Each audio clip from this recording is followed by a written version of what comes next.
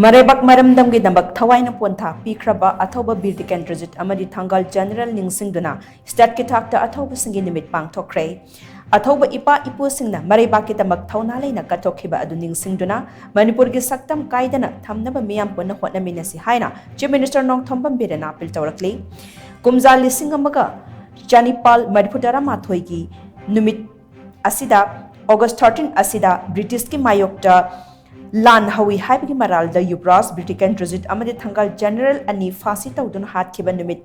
Asi Ningshingduna Chahi Khudingi Pangthoktuna Lakpa Athouba Shingi Numit Ngasi su State ki Thakta Chief Minister Nongthombam Birena Luchingduna Lenga ki Maroiba Minister MLA Civil Amadi Police ki Makok Thongba Official Kaya Yauna Pangthokkhre Ayuk Angan Badagi Hauna Athouba Shingi Maphamda Saithaba Isaina Yakairol Saktuna Haukiba Thauramadu Saruk Ama Oina Ngasa Ayuk Pung Nipan Rom Taba Dwaida Ya School Jamstanda Laiba Bir Tikendrajit ki Yatafam Oidiba Hisam Yaisam Patta Chief Minister Nongthombam Birena Luchingduna Haikat Laikat Tambaga Loinana Athouba Asigi Maphamda Ikai Kumnaba Utki Thauramatuda Ahanba Manipur Rifles ki contingent Amana General Salute Amadi Gun Salute Piraba Matung Palace Compound Laiba Thangal General Temple da Amuk Laktuna Chief Minister na Luchingduna Haikat Laikat Tamki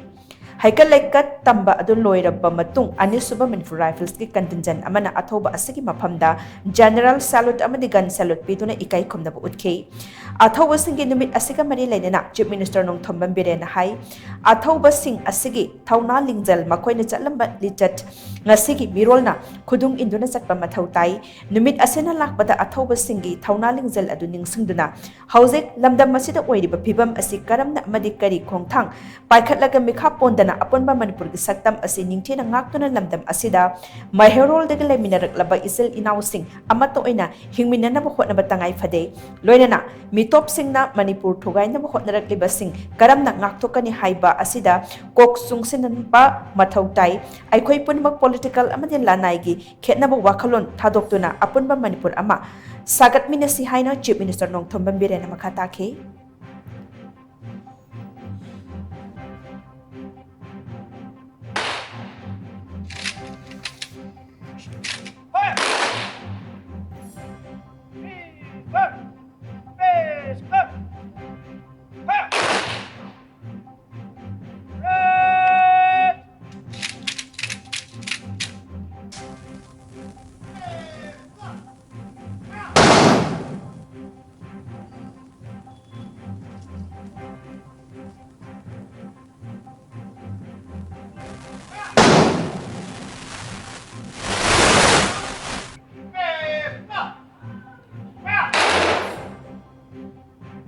ꯑꯩꯈꯣꯏꯒꯤ ꯂꯥꯟꯊꯦꯡ ꯃꯁꯤꯗꯩꯗ ꯑꯩꯈꯣꯏ ꯀꯔꯝꯕ ꯃꯑꯣꯡꯗ ꯀꯔꯤ ꯇꯧꯔꯒ ꯃꯤꯈꯥ ꯄꯣꯟꯗꯕ ꯑꯗꯨꯒ ꯑꯄꯨꯟꯕ ꯃꯅꯤꯄꯨꯔꯒꯤ ꯁꯛꯇꯝꯁꯤꯕꯨ ꯐꯖꯅ ꯊꯝꯃꯒ ꯑꯩꯈꯣꯏ ꯑꯃꯠꯇ ꯑꯣꯏꯅ ꯃꯩꯍꯧꯔꯣꯟꯗꯒꯤ ꯂꯩꯃꯤꯟꯅꯔꯕ ꯏꯆꯤꯜ ꯏꯅꯥꯎꯁꯤꯡ ꯂꯩꯃꯤꯟꯅꯍꯟꯕ ꯑꯗꯨꯒ ꯑꯇꯣꯞꯄ ꯃꯤꯇꯣꯞ ꯃꯅꯤꯄꯨꯔꯕꯨ ꯊꯨꯒꯥꯏꯒꯦꯅ ꯍꯣꯠꯅꯔꯤꯕ ꯀꯥꯡꯕꯨꯗꯒꯤ ꯀꯃꯥꯏꯅ ꯉꯥꯛꯊꯣꯛꯀꯗꯒꯦ ꯁꯤ ꯑꯩꯈꯣꯏ ꯄꯨꯟꯅ ꯑꯃꯠꯇ ꯑꯣꯏꯅ ꯄꯣꯂꯤꯇꯤꯀꯦꯜꯒꯤ ꯈꯦꯟꯅꯕ ꯑꯗꯨꯒ ꯏꯁꯥꯒꯤ ꯃꯣꯠꯀꯤ ꯈꯦꯟꯅꯕꯗꯨ ꯊꯥꯗꯣꯛꯑꯒ ꯍꯨꯟꯗꯣꯛꯅꯔꯒ ꯂꯩꯕꯥꯛꯀꯤ ꯑꯣꯏꯕ ꯏꯁꯨꯗ ꯑꯩꯈꯣꯏ ꯄꯨꯟꯅ ꯆꯠꯃꯤꯟꯅꯔꯒ ꯊꯦꯡꯅꯃꯤꯟꯅꯁꯤ ꯍꯥꯏꯕꯁꯤ ꯑꯩ ꯃꯌꯥꯝꯗ appeal ꯇꯧꯖꯅꯤꯡꯉꯤ irrespective of affiliation political affiliation or any civil society ꯑꯣꯏꯒꯦꯔꯥ ꯑꯃ ꯑꯣꯏꯒꯦꯔꯥ ꯄꯨꯟꯅꯃꯛ ꯑꯩꯈꯣꯏꯒꯤ ꯑꯣꯏꯕ individual ꯁꯤꯡ ꯊꯥꯗꯣꯛꯅꯔꯒ ꯃꯌꯥꯝ ꯑꯃꯠꯇ ꯑꯣꯏꯅ ꯄꯨꯜꯂꯀꯥꯟꯗ ꯀꯔꯤꯅꯣ 13 August थोकिबा थोकदोक्तुदा करी करी पारा तंबे याई ब्रिटिश के मायोक्ता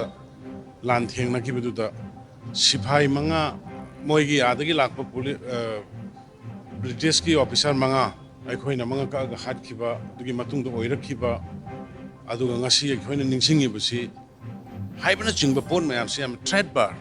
अखोइ नाइनरगा अखोइ इमोशन दा बेस ओइरगा सत्तबा अखोइ पुनमक नाकी ओइबा वाखल खुदकी ओइबा वाखलदा सत्तबिदा पुन्ना फजना खंदमिनरगा प्लेटफॉर्म अमदगी पुन्ना वाक तौमिनबदुना